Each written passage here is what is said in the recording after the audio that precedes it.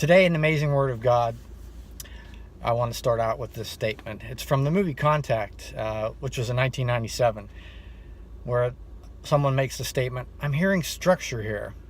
You know, in 1997, that movie Contact, there were radio telescopes on Earth that picked up a signal from outer space, just like a loud pulsing sound and not a lot more. Everyone that was in that room listening weren't figuring it out when some guy that's a blind engineer walks in the room and actually puts on a set of headphones so he can listen a lot more closely. And all of a sudden, he starts to announce, wait, I'm hearing structure here. There's more here. So what was one thing turned into be something much more than what anybody thought in that movie. So what in the world does this have to do with the Bible? I'm glad you asked. I'd say it's a fair bet that if you're a Christian, you've probably read the four Gospels, Matthew, Mark, Luke, and John.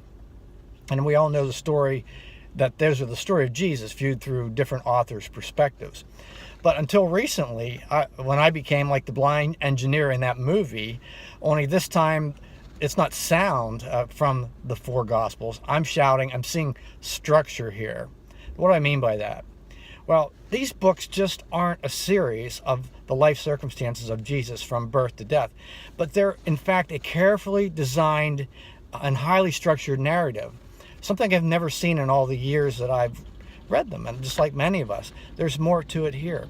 Mark has designed his particular book like a drama. There are 3 distinct acts actually within it, and each act has carefully designed scenes to tell the story of Christ. Act 1 is set in Galilee, Act 3 in Jerusalem, and Act 2 is right in the middle and has Jesus on his way from one place to the other. And each act has a repeated theme in it. This is how structured this is.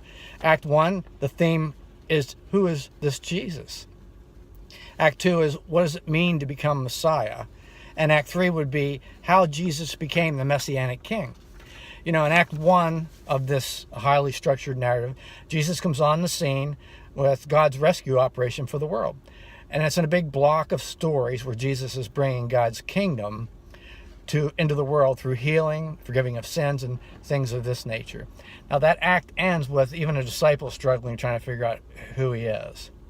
So in Act 2, Jesus is trying to clarify this wrong picture everyone has about him, including the disciples. They think, hey, he's going to be king, right? Rich, powerful, and they're on board with them, and they're thinking Rome's going to get kicked out.